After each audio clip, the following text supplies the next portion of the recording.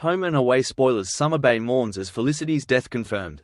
Next week on Home and Away in the UK, Felicity is rushed to hospital following her collapse, but a devastating diagnosis floors her loved ones.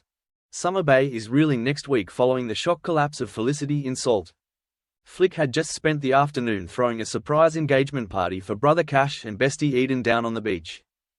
As the loved-up couple spent the afternoon dancing away, Flick found herself in the company of ex-husband Tane, with it looking as though a rekindling of their romance could be on the cards.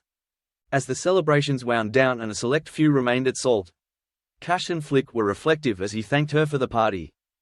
"Maybe we're not cursed," Flick observed after their years of bad luck. "We deserve to be happy. And I have a feeling we're gonna be." However, as Flick invited Tane for one last dance, her vision began to blur as she experienced a searing pain at the side of her head.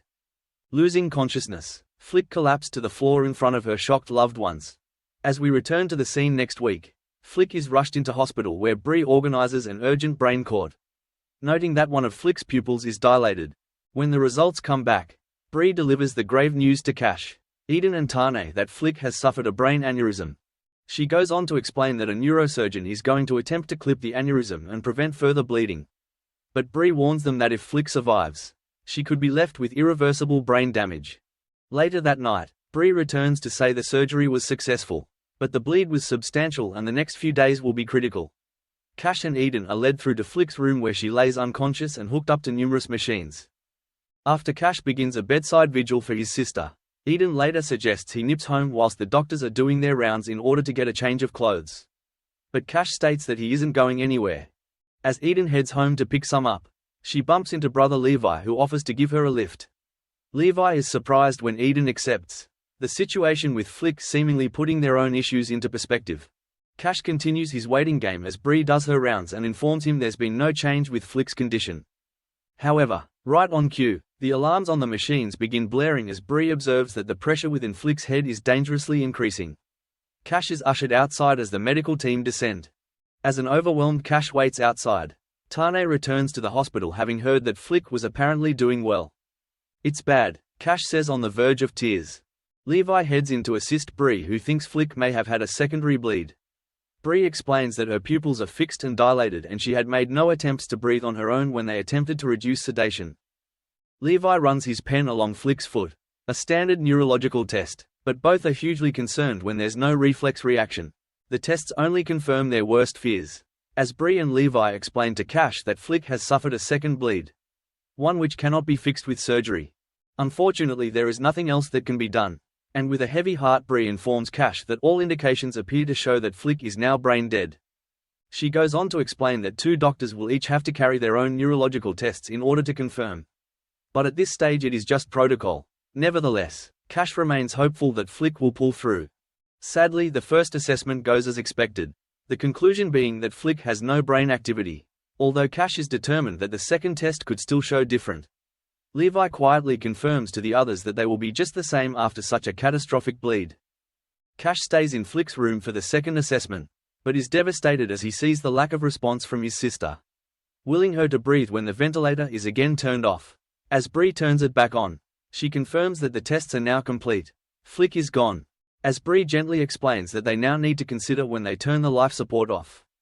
Cash cannot bring himself to even think about it, adamant that it's not going to happen. Meanwhile, as the sad news filters around Summer Bay, Tane is feeling uncertain of his place. Being Flick's ex-husband, he didn't feel comfortable being at the hospital alongside her loved ones. Marley urges Tane to go to the hospital, even if it's only to support Cash. But Tane claims that he has too many responsibilities, including a business to run. Unaware of the situation, Perra is starting to become frustrated with a distracted Tane, as he tries to talk to him about his reading and writing assessments that show he may be dyslexic. Tane apologizes and continues to hide the truth about Flick, stating that he's just thinking about work stuff, and promises to give him his full attention.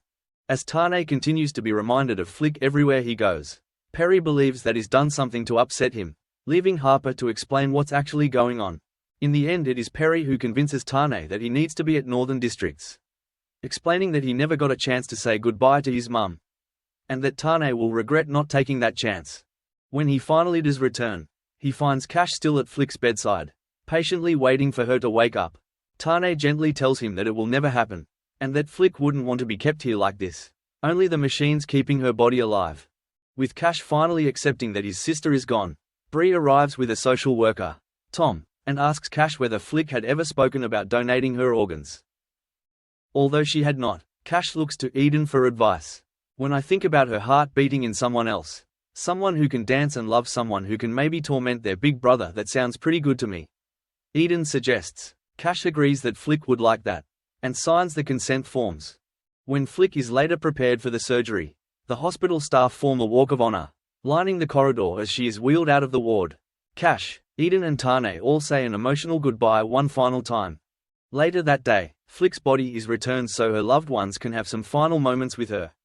Left alone with his sister, Cash tells her that she's now back with her mum and dad like she always wanted, tearfully placing their mum's necklace on her.